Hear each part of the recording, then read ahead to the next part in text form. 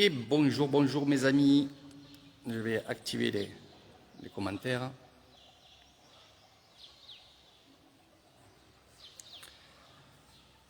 Donc je suis dans un temple, c'est la première fois que je viens ici. C'est la première fois que je fais ce live ici, puisque c'est tout nouveau pour moi et pour vous.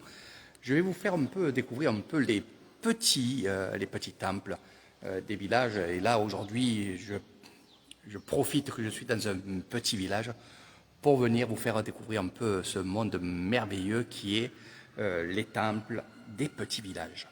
Donc vous découvrirez tout ça avec Aitayan dans les excursions et bien entendu là en live. Alors, c'est vrai que vous allez me dire, les statues de Bouddha, quand on en a vu une, on les a tous vues, oui, mais après, c'est pas ça qu'il faut regarder, c'est ce qu'il y a autour. Ce qu'il y a aussi en bas. Il y a des choses que d'autres n'ont pas. Il y a des choses qui sont petites, mais très sacrées. Il y a des statues qui ont presque 100 ans ici. Donc pourquoi je vous dis ça? Parce que bien entendu, avant de venir faire ce live-là, j'étais avec le grand moine bouddhiste de ce temple-là et je lui ai dit que je venais faire un petit live dans son temple. Voilà. Donc regardez comment c'est très très joli, les premières images que je vous montre. Mais c'est pas que ça aussi. Un petit temple, c'est joli. Et ce qu'il faut voir aussi, c'est les fresques. Parce que les fresques que vous voyez en haut, la vie du Bouddha, ne sont jamais les mêmes.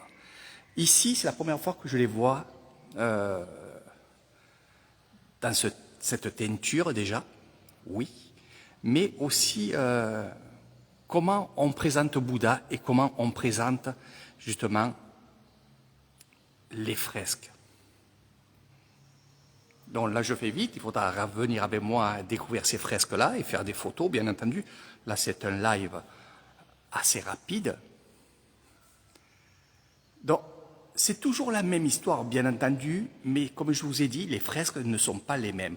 Là, nous voyons un petit village ancien. Je vais vous montrer ça parce que je vais vous parler de ces villages-là. Regardez.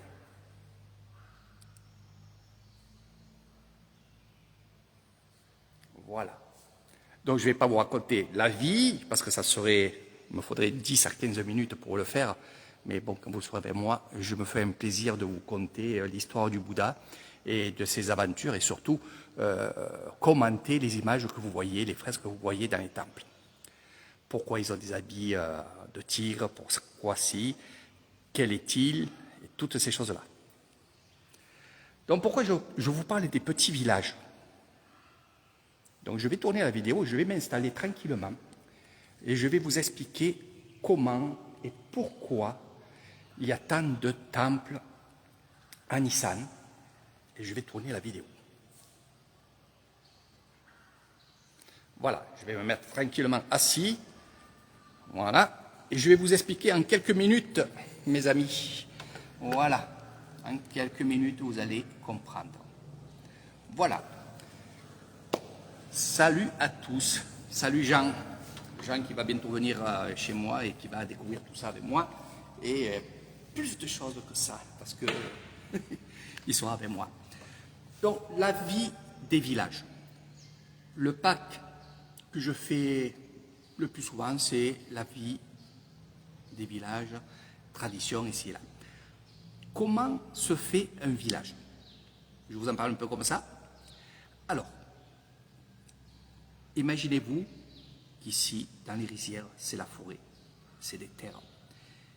Et nous avons des moines, des ermites, qui vont balader, qui vont marcher, ça s'appelle des moines marcheurs, et d'un seul coup, à la force de marcher de ville en ville, malgré qu'il n'y en avait pas à l'époque, mais d'endroit à endroit, va s'installer dans un terrain. Il va faire une cabane, il va commencer à méditer. De là, il y a des villageois qui vont circuler, bien sûr, comme à l'époque, avec des buffles, avec des vaches et la chariote, comme je l'appelle.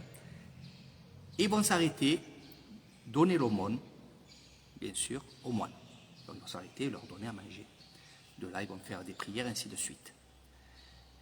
Et si le moine est bon, cette personne-là va dire, écoute, ce coin est pas mal, il y a de l'eau, il y a les terres, il y a un moine qui est ici et qui est bien,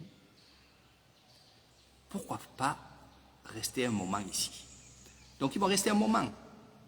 S'ils se trouvent bien, qu'est-ce qu'ils vont faire? Ils vont faire une maison.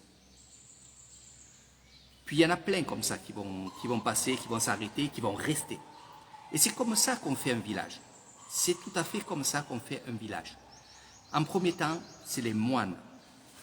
Deuxième temps, bien sûr, c'est les gens qui vont faire le village. Et je vais vous parler aussi de ce fameux pilier. Parce que pour, on va dire, le moine, pour faire des cérémonies, il fait une cérémonie, et ça se fait toujours dans les villages. Et cette cérémonie-là, c'est la cérémonie du pilier. Le pilier est sacré. Qu'est-ce qu'il va faire le moine? Quand on va débuter un village, une cérémonie va se faire par ce moine et les habitants, et ils vont planter un pilier où ils veulent, au milieu. C'est le moine qui décidera où il va planter le pilier. Et à la limite, le pilier, on va dire, c'est le centre du village. Bon, des fois, il est décentré selon les villages que je vais vous montrer, mais imaginez-vous que, voilà, on plante ce pilier-là, et du moment qu'on plante le pilier, on crée un village. Voilà. Et vous verrez, quand on fera des excursions, je vous amènerai dans des endroits où il y a des piliers, c'est des piliers sacrés, où toutes les années, même souvent, il y a des gens qui vont justement prier à ce pilier-là, parce que ça fait des années que ça existe. 100 ans, 200 ans, 300 ans. Et bien sûr, on le recouvre. Alors, c'est un morceau de bois. C'est un morceau de bois. Mais ce que vous verrez le plus souvent, c'est du béton. Alors, pourquoi? Parce que ce pilier en bois qu'on va planter dans la terre, bien entendu, ça va partir à miettes, puisque c'est du bois. Donc, avec les bestioles qui vont le manger et tout, ça va partir. Alors, qu'est-ce qu'ils ont fait? Ils ont recouvert ce pilier de béton. Souvent, ils recouvrent le pilier en bois de feuilles d'or. Et de là, ils mettent le béton. Vous comprenez? Comme ça, ça reste tout le temps. Et vous verrez ça. Donc, vous verrez des piliers qui seront de couleur, des piliers noirs, tout en noir. Il y aura aussi des piliers tout en or. Vous verrez beaucoup de piliers.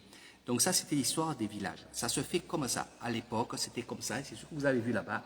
Donc, en premier temps, le moine.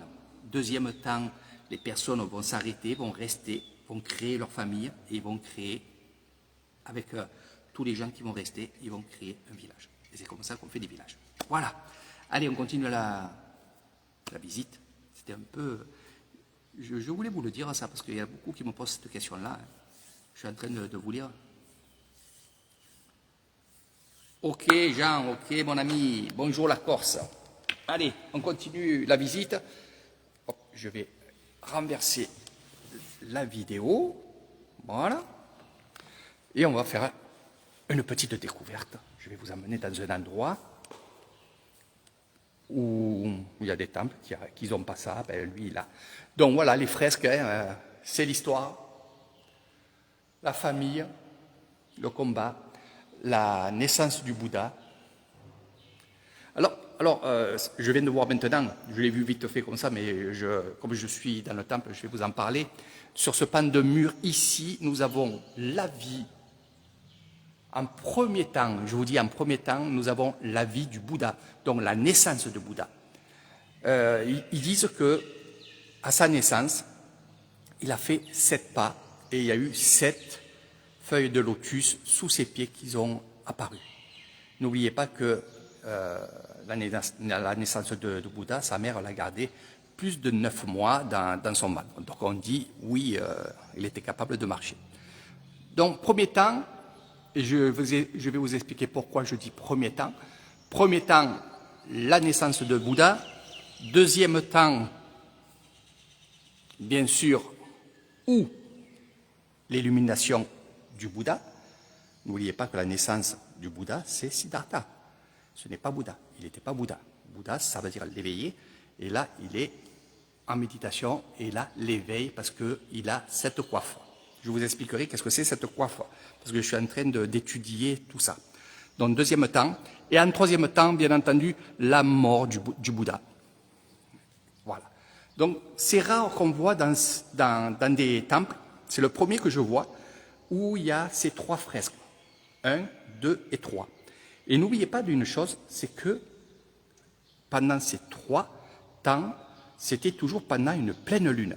Donc c'est pour ça qu'on fait beaucoup de cérémonies avec la pleine lune. Et le chiffre 3, le numéro 3, est vraiment important parce qu'on va se prosterner 3 fois devant Bouddha, 3 fois devant les moines.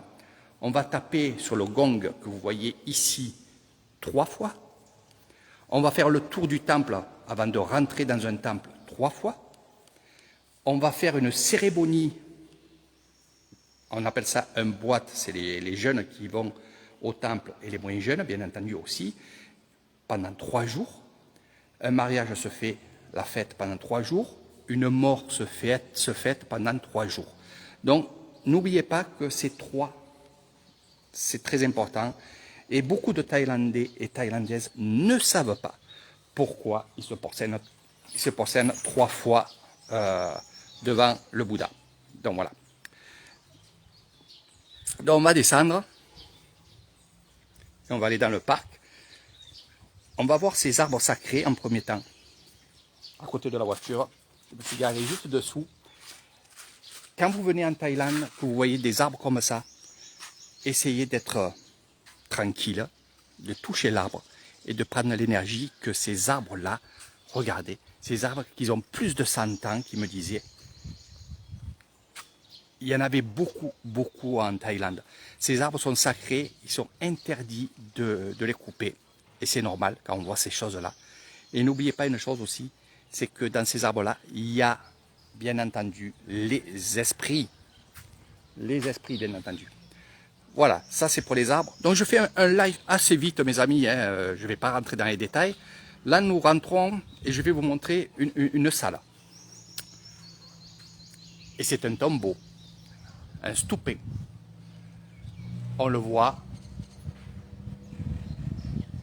au haut de cette toiture, c'est comme une cloche, c'est un stoupé. Donc c'est une tombe. Tombe de qui? Je vais vous montrer.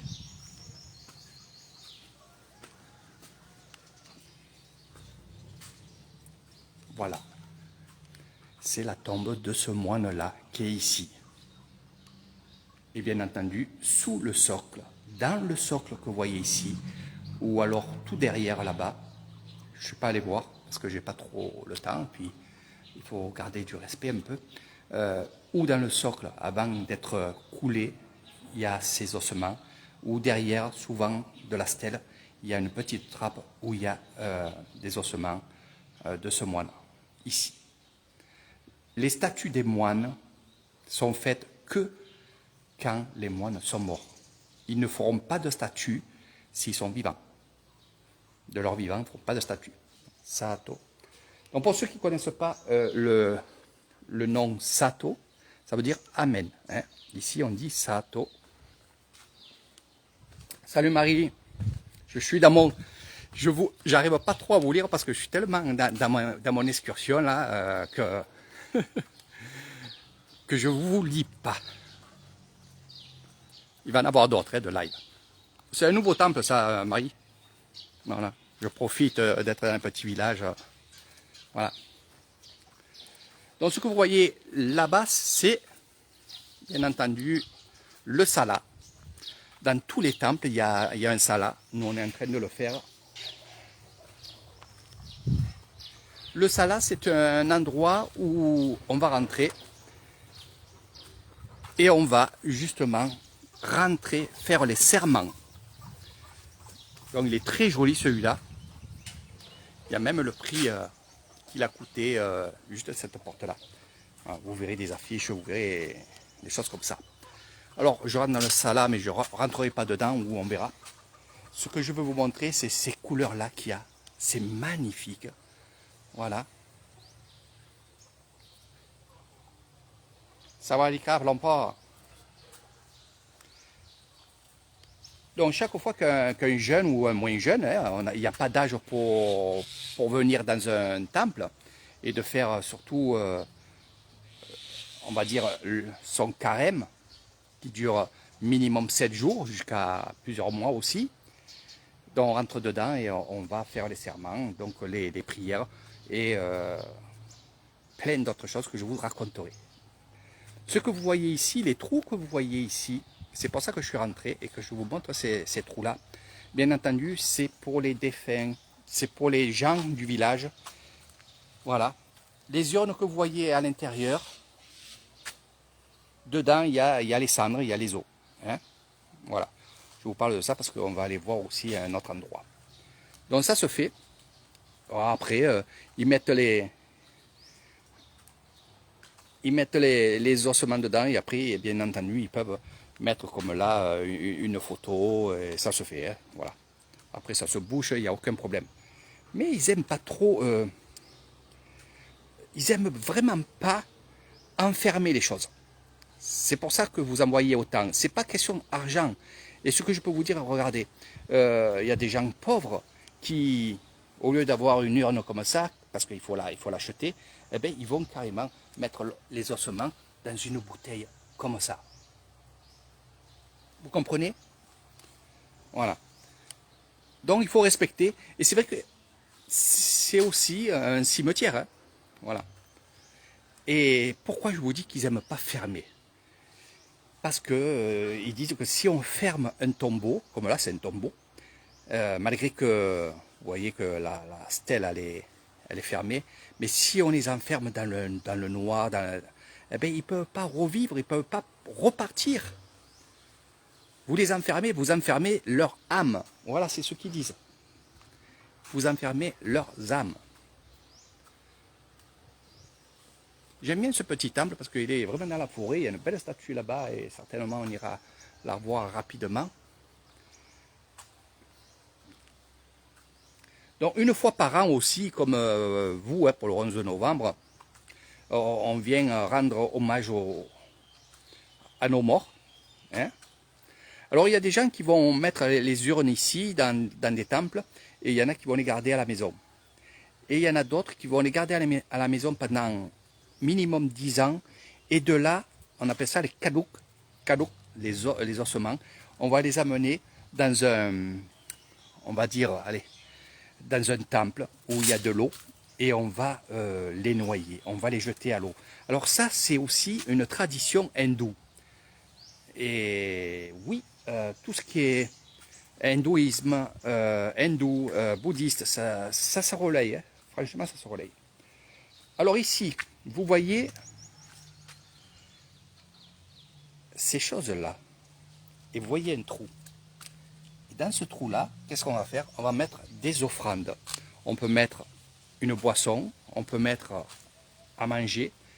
Donc c'est pour les offrandes, hein, les trous que vous voyez. C'est pas pour mettre de l'argent. Donc là, on ne va pas rentrer parce que on n'aura pas le temps de tout faire.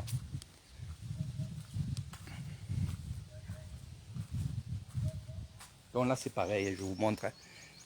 Je vous montre, regardez. Voilà. À l'intérieur, voilà, vous avez une stèle, vous avez une bouteille de vitamines où dedans il y a des ossements. Alors, il y en a beaucoup qui vont penser qu'on ne respecte pas les morts. Mais oui, on les respecte. Je pense qu'on les respecte un peu plus qu'en France. Quand je parle comme ça, c'est que j'ai envie de dire ça aussi. Hein. Oui, on respecte un peu plus, je dois dire. Même si on les met les ossements dans une bouteille, vous allez dire, mais ça ne se fait pas, ici et là. N'oubliez pas qu'il y a des cérémonies de 3 jours où on va faire vraiment des choses exceptionnelles autour du mort, déjà. Je vous en parlerai sur un autre jour. Hein. Et il y a tellement de choses à dire. tellement. Mais surtout, on respecte vraiment les morts parce que nous, on les fait vivre. On les fait vivre. Je sais qu'en France aussi, pareil, j'en connais. En même temps, je vous montre, regardez, ces belles choses-là.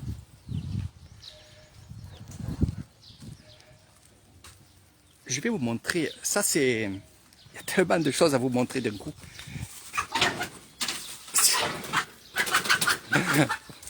Il faut éviter, il faut éviter. Donc c'est pour ça que je ne parle pas. Donc là, nous avons une cabane d'esprit, mais c'est une cabane pour les poules. Ici, nous avons ce fameux arbre grenade qui sent vraiment très très bon. Regardez les fleurs. Bonjour Muriel, bonjour tout le monde. Je vais vous montrer plus. Il y en a une qui est vraiment ouverte là. Voilà, regardez.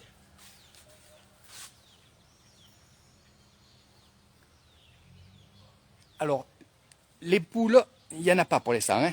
Elles sont là. Voilà, elles sont là, elles sont petites.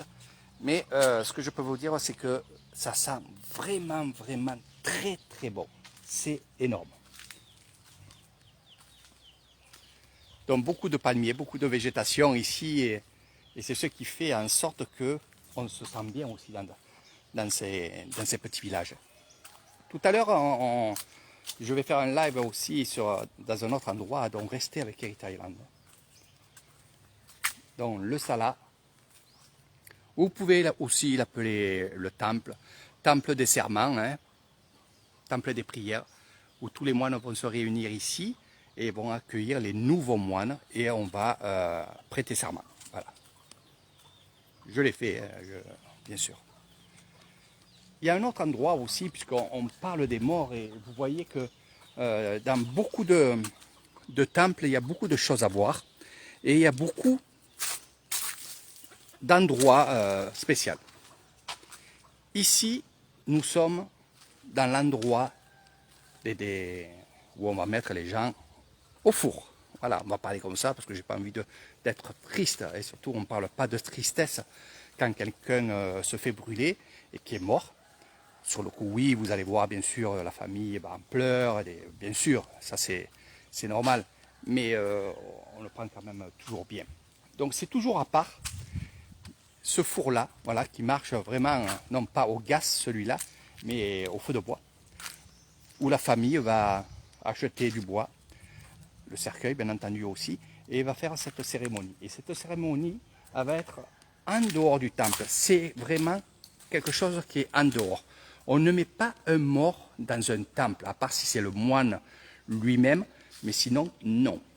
Donc vous aurez toujours aussi une jolie statue ou plusieurs statues, et vous avez cette fameuse plateforme ici, que vous voyez, où les moines vont se mettre.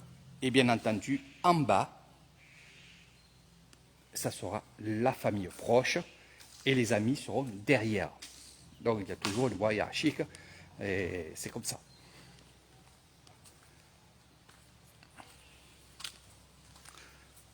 J'adore faire ces excursions et c'est vrai que ça me manque. C'est pour ça que je vous fais tant de live. Il y en a beaucoup qui m'ont dit, Eric, mais je suis certain que quand il y aura des personnes avec toi, tu nous feras plus de live comme tu nous fais là. Si, je vous en ferai toujours, vous inquiétez pas pour ça. Vous inquiétez pas pour ça. Je sais qu'il y a beaucoup de gens qui attendent des lives d'Heritage Island parce qu'ils ne pourront pas venir en Thaïlande, vu leur vieillesse aussi. Il y en a, c'est leurs moyens, hein, il faut le dire aussi. C'est pour ça que je continuerai pour eux à faire des lives et vous inquiétez pas pour ça. Donc là, on rentre dans la forêt. Je vous ai dit qu'on irait faire un petit tour dans cette forêt. Et pourquoi? Pour quelle raison? C'est que c'est des coins de méditation. Bon, là, c'est pas nettoyé, il y a les feuilles, bien sûr. Quand il y a des arbres, il y a des feuilles.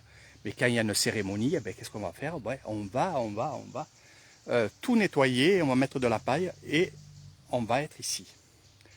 Alors, on va voir la statue, parce qu'il y en a qui vont dire, je veux voir la statue. Et c'est normal, c'est normal. Donc voilà, on ne va pas plus loin. Voilà, voilà. Ils sont en train de travailler, c'est pour ça. Donc, coin de méditation où on va se mettre là, avec notre petit tapis, et on va se mettre en méditation, et il y aura une cérémonie qui se fera bien entendu sous la statue du Bouddha. Voilà mes amis, j'espère que ça vous plaît. J'espère que vous partagerez aussi, parce que il y en a que ça intéresserait de justement voir ça. Ça leur fait passer un moment. Donc la vie bouddhiste, la vie du Bouddha, ma passion, une de mes passions, parce que j'en ai beaucoup, mais ma vraie passion, c'est la tradition, bien entendu, ça vous le savez. Et ces traditions-là, j'adore ça, quoi. J'adore, j'adore. J'adore apprendre comment ils vivaient avant, pourquoi ils vivaient comme ça leur apportait quoi. Voilà. Bon, quand je dis rapporter quoi, ça veut dire spirituellement aussi. Hein. Ça n'a rien à voir avec l'argent.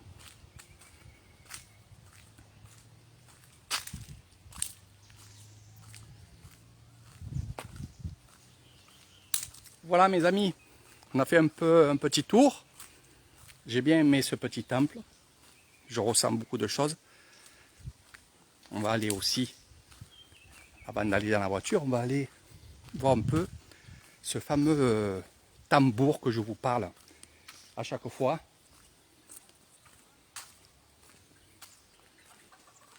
Donc ici, nous avons des tables où les villageois se mettent le matin hein, pour parler ensemble. Les nids que vous voyez ici, bon, bien sûr, il n'y en a pas dedans à l'intérieur. Donc là aussi, voilà, vous verrez mieux comme ça.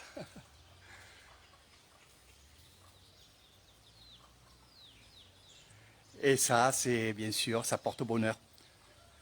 Ne cassez pas les nids de frelons que vous voyez de peur qu'ils reviennent. Non, ils ne reviennent pas une fois que la reine est partie, ils sont partis. Là, il n'y aura jamais plus des bourdons qui vont venir ou des frelons ou quoi qui vont venir. Donc nous, c'est une maison. Hein. C'est une maison pour nous. Hein. C'est comme la maison des termites. Nous, on ne détruit pas les maisons des termites. On essaie de faire au maximum de ne pas tuer, de respecter les choses. Et c'est comme ça qu'il faut faire. Et vous verrez, vous apprendrez beaucoup de choses. Cette fameuse cloche que je vais vous montrer en premier temps, qui est ici et toujours en hauteur. Toujours en hauteur.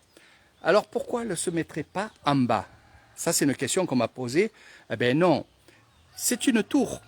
Les moines sont aussi les gardiens, parce qu'on parle de plusieurs moines, mais les gardiens du village. Donc les tours, à l'époque, ils étaient très hautes. Ça fait qu'ils pouvaient voir tout ce qui se passait. S'ils étaient, parce qu'à l'époque, il y avait aussi des personnes qui venaient attaquer les villages. Donc c'était une tour aussi pour regarder tout autour si ce village n'était pas attaqué. Et si ce village était attaqué, bien sûr, il sonnait l'alerte. Ça, tout le monde le sait. Mais il faut le savoir que le temple, c'est comme ça. Mais ici, il n'y a pas d'alerte. Mais la seule alerte qu'ils vont donner, c'est tous les matins, à, on va dire, 6 heures du matin. Ils vont taper sur la cloche pour dire et pour faire entendre que les moines vont descendre au village. Donc les moines vont partir et le village est juste derrière là-bas et ils vont aller faire l'aumône. Donc en entendant cette cloche, les villageois se tiennent prêts pour l'aumône, pour donner des offrandes aux moines. Et ça c'est tous les matins. C'est tous les matins.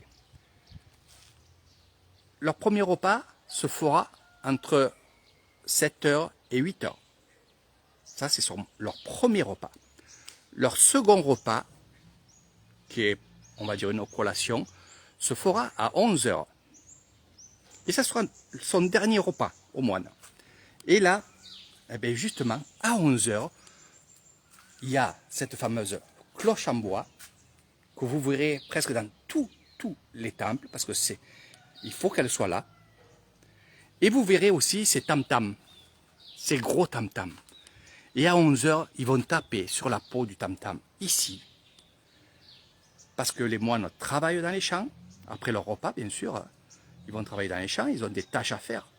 Et là, ils vont taper sur le tam-tam pour faire venir les moines et faire venir aussi, sur certains temples, les villageois pour préparer à manger pour les moines. Les moines ne préparent pas à manger. C'est à nous de leur donner à manger. C'est à nous de leur préparer à manger. Logiquement, avec le repas de 8 heures, il y a assez à manger pour 11 heures. Donc ils ont juste à se mettre entre nous, hein, voilà, et on prend à manger ce qui reste de 8 heures. Voilà. Et vous verrez, je vous ferai une cérémonie, je vous montrerai une cérémonie surtout, où à 8 heures, il y a les plateaux pour les moines, et un plateau, un gros plateau, et c'est souvent plusieurs plateaux, qu'on va mettre à Bouddha. Et ce qu'on va mettre à Bouddha, ça sera pour le repas de 11 heures. Voilà, ça je vous le montrerai, il n'y a aucun souci. Mais vous avez bien compris, la cloche, c'est pour le matin, pour prévenir que les moines vont venir faire l'aumône. Donc nous, on se tient prêt. À 11 heures, on tape aussi bien sur la cloche en bois que sur les tam-tams. Moi, c'était au temple où j'étais, c'est le tam-tam. Et il y en a d'autres, c'est la cloche. Après, pour les cérémonies du soir, on va taper sur le gong. Sur certains temples, hein, sur le gong, pour faire venir les moines qui sont au travail, ou alors qui sont allés se laver avant de venir faire les cérémonies du soir. Donc on va les avertir qu'on va faire les cérémonies du soir. Et on fait l'appel avec ou le gong, ou alors, pareil, la cloche. Et là, il y a une façon de faire et de sonner la cloche qui dit l'aumône, ou alors les prières du soir ou du matin, et ainsi de suite. Voilà mes amis, petite inspiration d'Eritaian, petite beaucoup. Ces magnifiques arbres. Tout à l'heure j'étais contre eux, là, j'étais bien. Voilà. Et d'être dessous pour la fin du live, eh c'est génial. Merci Muriel, merci à tout le monde de m'encourager. C'est vrai que j'adore quand on me dit Eric c'est bien, continue, fais-nous tel sujet. Là tout à l'heure on va essayer de faire 2 sujets. On va aller voir ceux qui fabriquent justement les charbons de bois, et peut-être, c'est pour ça que je fais très vite, peut-être on va aller voir les gens qui soutirent le sel de la terre. Ça c'est bien à voir. C'est bien à comprendre. Et oui. Donc on va voir, je sais pas, hein, parce qu'il y a l'orage qui se prépare là aussi. Donc voilà mes amis, le nom de ce temple-là, je ne le connais pas. Je connais le village, mais je ne le connais pas. Hein. Mais si vous avez envie, le jour que vous êtes avec moi, vous me dites Eric, j'aimerais bien voir le temple que tu nous as montré, là, que tu nous as expliqué. Ben, je viendrai vous le montrer et on ira ensemble découvrir ce temple, et je vous raconterai plein d'anecdotes, plein d'histoires, et je vous dis à très bientôt. Restez avec Eric Taguelan parce que j'ai pas fini les lives. Quand je commence, vous avez vu, hein, quand je commence un live, derrière il y en a d'autres. Allez, à tout de suite, et regardez ces arbres. Voilà, ça sera les dernières images, et les prières que je vais faire sous ces arbres sont pour vous toutes et vous tous. Regardez comment c'est magnifique. Extraordinaire. Voilà mes amis, ça c'est pour vous.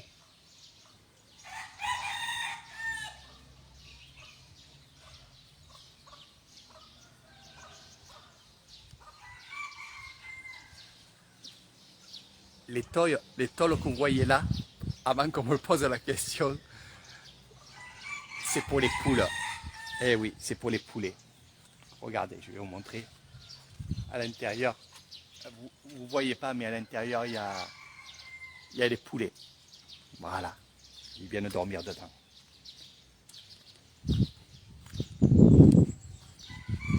Ça, nous avons un banyan ici, avec la maison des esprits. Je m'arrête plus.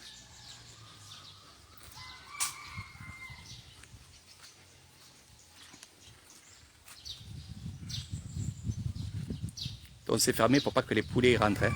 Sinon, quand il y a une cérémonie, on ouvre le rideau là. Et dedans, il y a le grand-père et la grand-mère. Allez, je m'arrête parce que sinon, je vais vous en dire encore des choses. Des belles choses.